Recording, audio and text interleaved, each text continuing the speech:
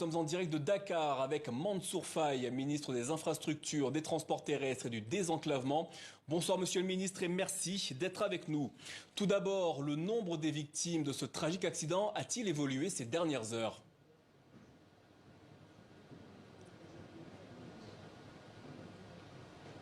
Allô, c'est à moi?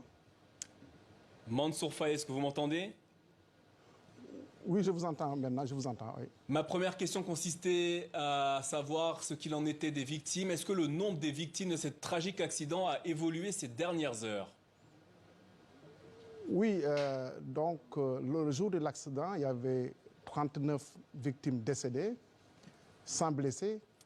Mais aujourd'hui, effectivement, nous avons une 40e victime, ce qui porte à 40 victimes décédées. Et à peu près 99 blessés. De quelle façon le gouvernement sénégalais va-t-il prendre en charge les victimes? Effectivement, nous avons une 40e victime, ce qui porte... Mansour Faye, est-ce que vous m'entendez? Oui, je vous entends maintenant, je vous entends. Ma question consistait à savoir si les autorités sénégalaises allaient prendre en charge les victimes de cet accident. Oui, effectivement, il a été prévu donc, la prise en charge de ces victimes à travers le ministère en charge de la solidarité nationale. Et chaque victime décédée va recevoir un appui de l'État. Et les victimes qui sont blessées seront accompagnées naturellement par l'État. Donc l'ensemble des victimes prises en charge à hauteur de 200 millions de francs CFA. Certains médias sénégalais affirment aujourd'hui qu'un des bus impliqués dans l'accident roulait sans assurance. Êtes-vous en mesure de confirmer cette information? Oui, j'ai reçu l'information aujourd'hui que l'un des bus avait effectivement son assurance expirée 24 heures avant. C'est une information nouvelle pour nous. Naturellement, nous allons, en tout cas à travers les mesures que l'État a eu à prendre, à, disons, mettre en place toutes les dispositions nécessaires pour que ces genres de situations ne puissent plus se reproduire. De nombreux automobilistes sénégalais disposeraient de faux permis de conduire. Que comptez-vous faire pour mettre un terme à ce système nourri par la corruption?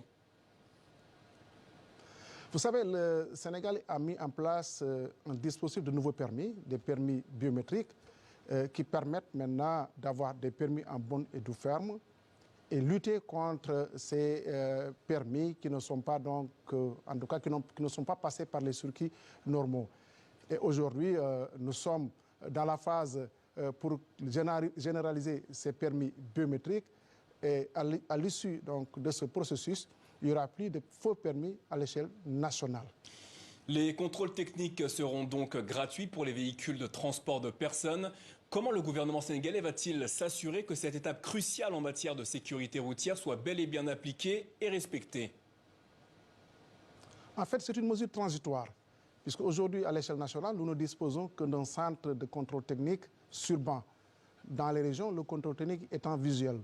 Nous avons un programme qui va permettre d'installer 8 centres de contrôle technique sur banc dans les régions et renforcer aussi le dispositif au niveau de Dakar.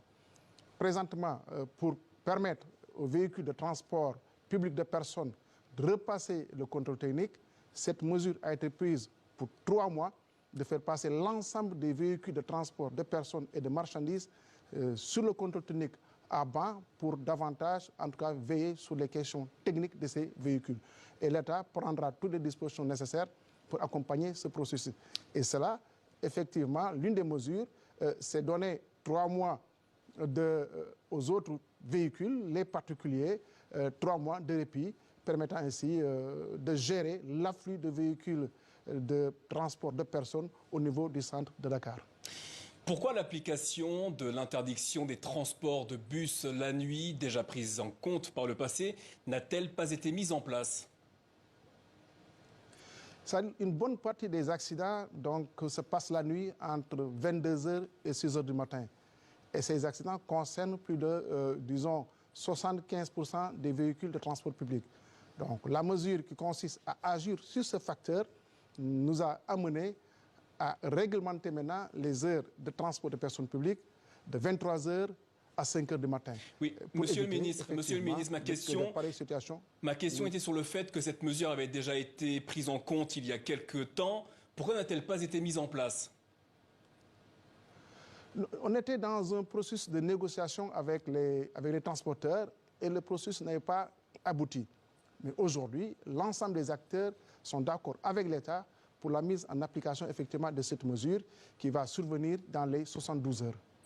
Le Premier ministre Amadou Ba a annoncé hier que les moteurs des véhicules de transport de personnes et de biens seront bridés à 90 km/h. Qui sera chargé du contrôle de la vitesse pour ces engins? Mais ce contrôle sera sous la responsabilité du ministère en charge des transports terrestres qui, à travers les contrôles techniques ou les services dédiés, donc ces services-là procéderont maintenant au contrôle donc, des bridages des moteurs et ce sera effectif sur l'ensemble du parc automobile des transports donc, de personnes publiques ou même privées. À partir de quand les mesures annoncées hier par le Premier ministre entreront-elles en vigueur? Alors, il y a des mesures qui entreront en vigueur dans les 72 heures, il y en a 7. Il y a 4 mesures qui entreront en vigueur dans les 15 jours. Il y a des mesures pour lesquelles l'espace temporel n'a pas été précisé, mais nous allons les considérer comme étant soit des mesures immédiates ou bien des mesures à prendre dans le très court terme. Donc, nous allons, à travers ces 23 mesures, faire de sorte que les dispositions soient prises vraiment dans l'immédiat ou dans le court terme. Nous n'allons pas dépasser, en tout cas pour certaines mesures ou une mesure les 3 mois, d'autres seront prises dans le courant de ce mois de février. Selon un responsable syndical, une grande partie des bus Dakar Demdik, l'opérateur public de transport en commun, sont hors service. Qu'est-ce que l'État sénégalais mettra en place? Quand est-ce que l'État sénégalais mettra en place des transports publics suffisants en quantité et en qualité pour les Sénégalais? Présentement, il y a un programme qui est en cours, le programme de renouvellement et de renforcement du parc automobile de Dakar Demdik, avec l'acquisition à terme de plus de 1400 bus. Mais au courant, je pense, si les délais ne bougent pas, dans les 4 ou 5 mois tout au plus, un premier lot de 200 à 250 bus sera livré à Dakar Demdik pour non seulement renforcer ce parc, mais aussi mettre à disposition des bus de très bonne qualité qui vont permettre en tout cas d'accompagner les populations dans le cadre de leur mobilité. Mansour Faye, monsieur le ministre, merci d'avoir répondu à nos questions ce soir. Un immense merci également à nos confrères de la RTS, la radio-télévision sénégalaise, pour leur soutien technique depuis Dakar.